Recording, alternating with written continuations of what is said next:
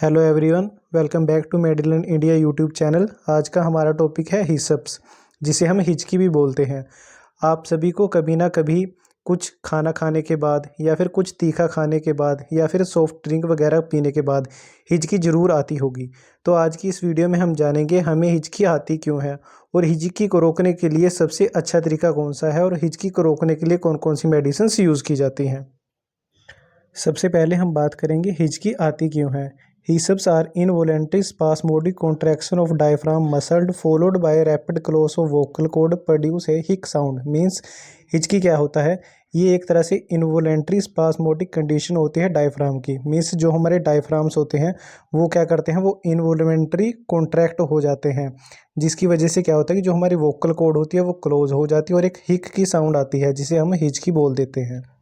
अब हम बात करेंगे हिचकी आने के क्या क्या कारण हो सकते हैं। सबसे फर्स्ट नंबर पर आता है ईटिंग टू मच और too fast.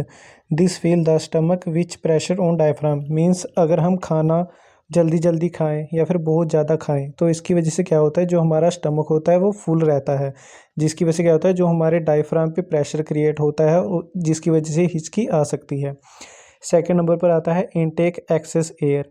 It happen when eating quickly chewing gum and smoking. Means अगर हम जल्दी जल्दी कुछ खाएं या फिर च्युइंगम वगैरह चबाएं या फिर स्मोकिंग वगैरह करते हैं तो उसकी वजह से क्या होता है, हमारे बॉडी में जो एयर का लेवल होता है वो इंक्रीज़ हो जाता है, इस वजह से भी हिचकी आ सकती है।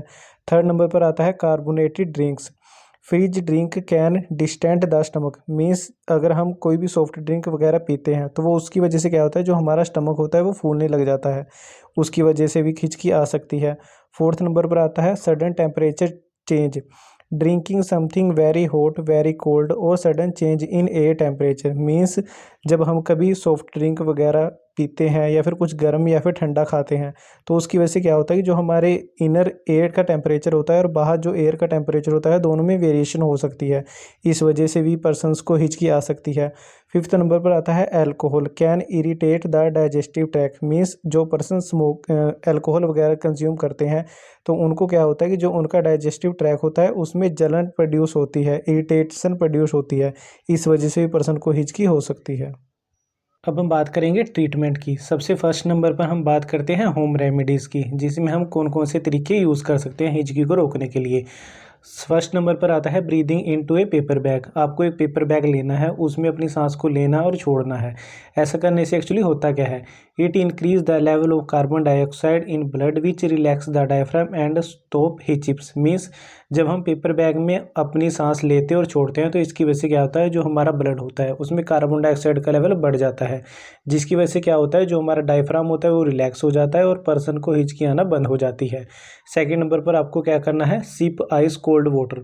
आपको आइस कोल्ड वाटर लेना है और उसको सिप सिप करके पीना है। ऐसा करने से एक्चुअली होता क्या है, it stimulate the vagus nerve which run from the brain to stomach which relax the diaphragm and stop hiccups. Means जब हम कोल्ड आइस वाटर को पीते हैं तो एक नर्व होती है वेगस नर्व, तो ये क्या करता है, ये इसको स्टिमुलेट कर देता है। ये नर्व कहाँ से कहाँ तक होती है, ये हमारे ब्रेन से स्टमक तक अटैच होती है, जिसकी वजह से क्या होता है, जो हमारा डायफ्राम होता है वो रिलैक्स हो जाता है और जिस वजह से पर्सन को हिचकी आना बंद हो जाती है।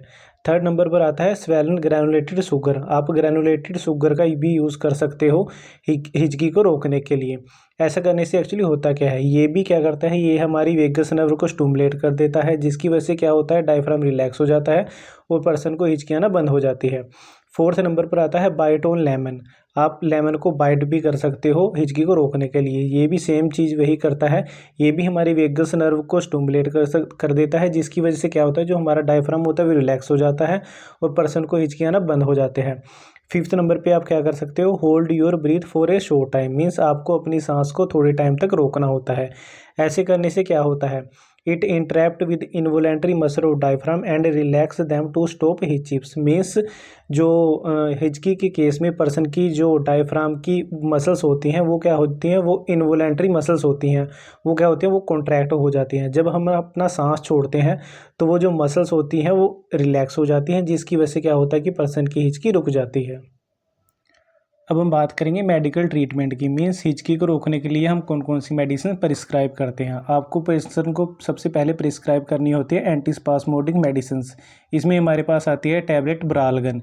इसमें बेसिकली प्रेजेंट क्या होता है, इसमें डाइसाइक्लोमिन हाइड्रोक्लोराइड और पैरासीटामोल प्रेजेंट होता है। डाइसाइक्लोमिन क्या करता है, dicyclomine is an anticholinergic drug which relax the muscle in the stomach and gut. It stop sudden muscle contraction, spasm, pain, bloating and discomfort. Means dicyclomine क्या है, ये एक एंटीकोलिनर्जिक ड्रग है। ये क्या करती है, जो हमारा स्टमक होता है और जो इंटेस्टाइन की मसल्स होती हैं उनको रिलैक्स कर देती है, जिसकी वजह से क्या होता है कि पर्सन को जो कॉन्ट्रैक्शन, पेन, ब्लोटिंग और डिस्कम्फर्ट हो रहा होता है उससे उसको रिलैक्स मिलता है।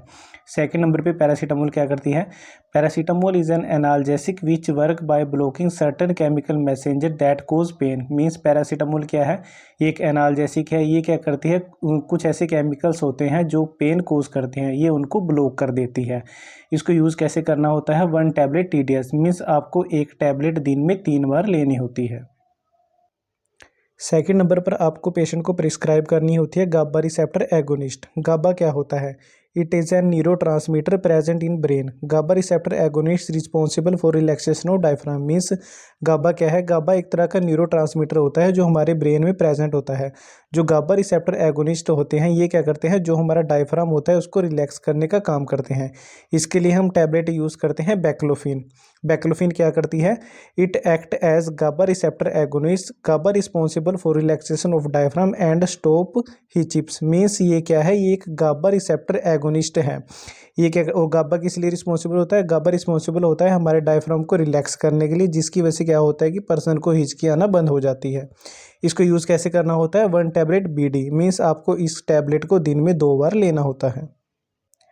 थर्ड नंबर पर आपको पेशेंट को प्रिस्क्राइब करना होता है एनेस्थेटिक एंटासिड। इसमें हमारे पास आते हैं म्यूकेन जेल। म्यूकेन जेल में बेसिकली प्रेजेंट क्या होता है, इसमें प्रेजेंट होता है oxetacaine, aluminium hydroxide and magnesium hydroxide. Oxetacaine क्या काम करता है, this compound act as a local anaesthetic, is responsible for numbing oesophagus and upper stomach lining which help in relaxation of diaphragm and to stop hiccups. Means oxetacaine क्या है, ये एक local anaesthesia का काम करता है, जिसकी वजह से क्या होता है कि जो हमारे स्टमक की अपर लाइनिंग होती है और ईसोफेगस की जो लाइनिंग होती है उसको नम कर देता है, मीन्स सून कर देता है, जिसकी वजह से क्या होता है जो हमारा डायफ्राम होता है वो रिलैक्स हो जाता है और पर्सन को हिचकी आना बंद हो जाती है। एल्यूमिनियम हाइड्रोक्साइड, मैग्नीशियम हाइड्रोक्साइड ये क्या करती हैं, it neutralize stomach acid, reduce irritation that cause diaphragm spasm. Means जो स्टमक में हमारा एसिड होता है ये उसको न्यूट्रलाइज करने का काम करती हैं और जिसकी वजह से डायफ्राम में स्पाज्म मीन्स कॉन्ट्रैक्शन हो रही होती है उसकी रिड्यूस करने का काम करती है। इसको यूज़ कैसे करना होता है, 2 टेबलस्पून 2 to 4 आवर्स। मीन्स आपको 2 से 4 घंटे के बीच में 2-2 चम्मच इस एंटासिड के लेने होते हैं। फोर्थ नंबर पर आप पेशेंट को प्रिस्क्राइब कर सकते हो ट्रैंकुलाइजर मेडिसिन। ट्रैंकुलाइजर मेडिसिन्स क्या होती हैं, tranquilliser medicines are drug design to calm, soothe and reduce high level of anxiety, stress, fear and agitation. Means ये वो मेडिसिन्स होती हैं जो डिज़ाइन की जाती हैं पर्सन को काम करने के लिए। इनका हम अदर यूज़ भी कर सकते हैं, जैसे पर्सन की एंजाइटी, स्ट्रेस, फेयर और एजिटेशन को लेवल को डिक्रीज़ करने के लिए। हिचिप्स के केस में ट्रैंकुलाइजर मेडिसिन कैसे काम करती हैं, in hiccups tranquilizer medicine calm the central nervous system, relax the diaphragm muscles and reduce nerve system that cause spasm.